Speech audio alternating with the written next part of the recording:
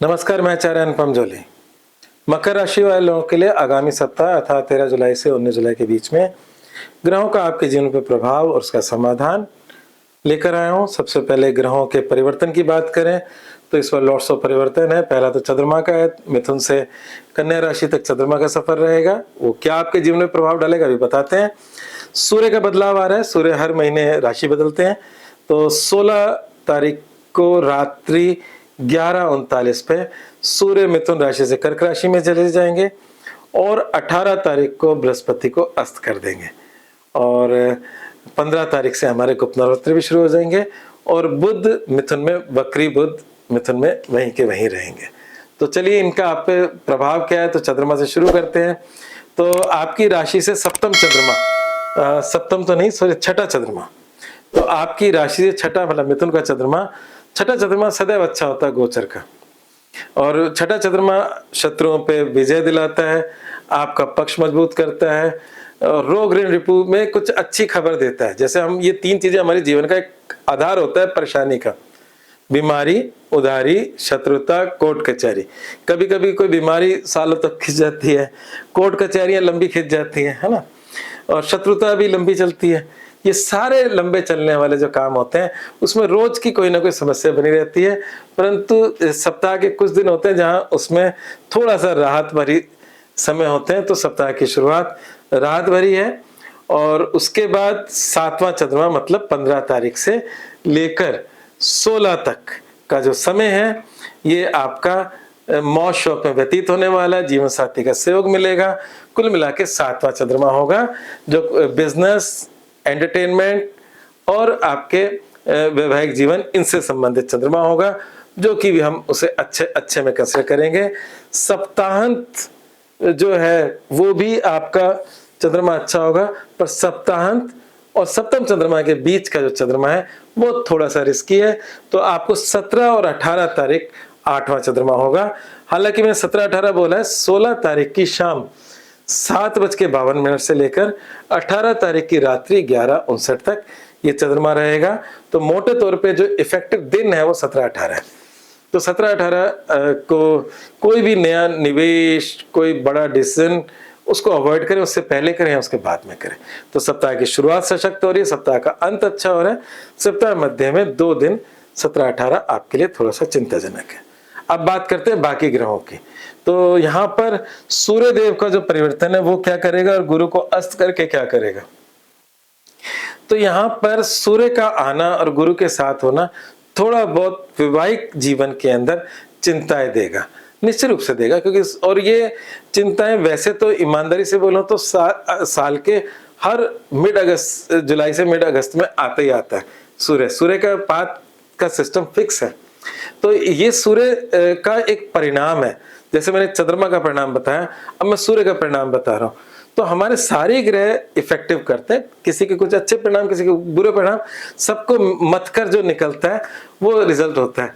तो हमारे जीवन में जैसे वैवाहिक जीवन चल रहा है तो हमारे जीवन में प्रेम, मोहब्बत, झगड़े सब कुछ चलते रहते हैं और उतार चढ़ाव हमारे सबके जीवन में होते हैं। तो ये महीना थोड़ा बहुत टफ जाना चाहिए जिनका भी आपकी मकर राशि है।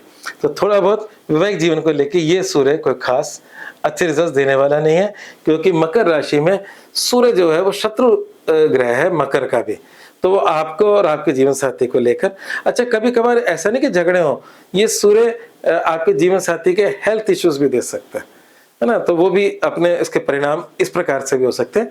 तो बी केयरफुल और थोड़ा सा मतलब कहीं ना कहीं जीवन साथी को लेके थोड़ा सा केयरफुल रहें और थोड़ा सा मतलब अपने में धैर्य रखें, क्योंकि जीवन के अंदर धैर्य ही सब कुछ होता है। तो ये चीजें भी समय आता चले जाता है। तो हमारा जब धैर्य नहीं होता सब चीजें बिगड़ जाती हैं, और धैर्य होता है तो फिर कहते हैं कि सारे समय अच्छे हो जाते हैं। जो थोड़ा सा रुकना पड़ता है फिर चीजें बदल जाती हैं। तो बात करते हैं जीवन के बाकी पहलुओं पे। तो अगर हम देखें तो मकर राशि वाले लोगों के लिए अच्छे बुरे अगर मतलब पैमाने सेट करें तो हमारे यहाँ पर देखें तो सिर्फ और सिर्फ जो ग्रह हैं वो छठे आठवें में थोड़ा सा जमघट बन रहा है, जो कि अच्छा नहीं है। शनि जो राशि स्वामी है वो अपनी राशि से तीसरे हैं, जो कि लंबे समय से हैं, वो एक अच्छी पोजीशन है। इसका मतलब ये कि आप अपने पराक्रम के बलबूते पे इस पूरे कार्य का समाधान निकालोगे, और जब भी आपके जीवन में अड़चने आएंगी, और ये शनि क्योंकि 2.5 साल रहता है, इसका एक लंबा समय बीत गया है, तो पिछले लंबे समय से आपका पराक्रम या आपका अपना बल आपको हर जगह से बुरी स्थितियों से भी बाहर निकाल रहा है। परेशानियां आती हैं, उसके समाधान निकल रहे हैं। पर कुल मिलाकर बात है कि अभी कुछ समय संघर्ष का बना हुआ है। केतु और शुक्र क्योंकि आपकी मतलब मकर राशि के लिए, जिसे मैं कह सकता हूं कि लाइफलाइन प्लेनेट है, वो भी अष्टम से गुजर रहा है। तो थोड़ा सा धैर्य रख लो, इस हफ्ते उपायों पे जोर दे दो तो सब कुछ ठीक हो जाएगा। उपायों के लिए क्या क्या करना है वो मैं आपके लिए बताता हूँ। 2-3 उपाय दे रहा हूं मैं आपको इस बार। एक तो हरा चारा गाय को डालें। आपके बुध भी बहुत इंपॉर्टेंट प्लेनेट है, वो छठे बैठा है। शुक्र बहुत अच्छा प्लेनेट है, वो अष्टम बैठा है। तो हमें सबको मैनेज करना होगा। और जो बृहस्पति है वो की प्लेनेट नहीं है, फिर भी उच्च का होकर आपके वैवाहिक जीवन में सूर्य के साथ मिलेगा इस हफ्ते। तो सबको थोड़ा थोड़ा सेटिस्फाई करो। बुधवार को हरा चारा गाय को डालो, बृहस्पतिवार को चने की दाल गाय को डालो, और माँ लक्ष्मी की किसी प्रकार से पूजा करो। आप कौओं को चावल डाल सकते हो। आप माँ लक्ष्मी की किसी भी विधि से अगर पूजा करते हो तो वो शुक्र के लिए बहुत ही अच्छा होगा। वो जो हानि का शुक्र है वो उसमें कमी ले आएगा। अब इस हानि को कम करने के लिए एक उपाय और है। ऐसे समय पे शोर मचा के कोई काम मत करो। आजकल हमारे सोशल मीडिया पे हम अपना दिखावा बहुत करते हैं, और फिर उस नजर भी लगती है, सब कुछ डिस्टर्बेंस भी होती है, कईयों के नजरों में हम आ जाते हैं। तो वो कोई बुरी बात नहीं है, सब लोग दिखाना चाहते हैं। पर अभी प्रेजेंट समय में आपको बहुत ज्यादा अपनी चीजों का ढिंढोरा नहीं पीटना।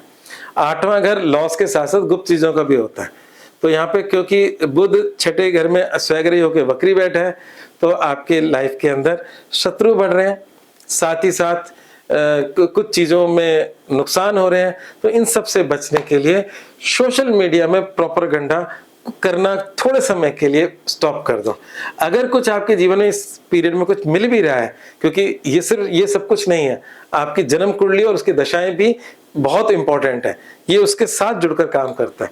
तो मैं उम्मीद करता हूं कि आपकी अगर दशा, अंतर्दशा, कुंडली का अच्छा समय चल रहा है, जब गोचर गड़बड़ होता है तो बस उस अच्छे समय में थोड़े से परिणाम कम कर देता है।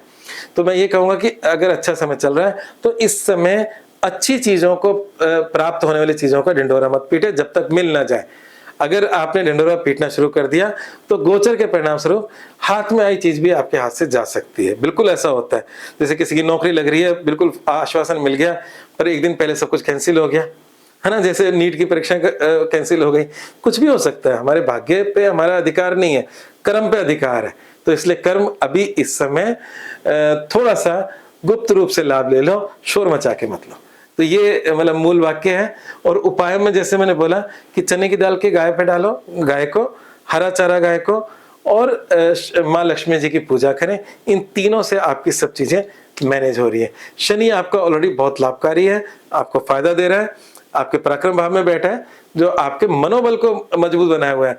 और बुरे समय में अगर मनोबल मजबूत हो तो सब कुछ निकल जाता है, और आप निकाल भी रहे हो।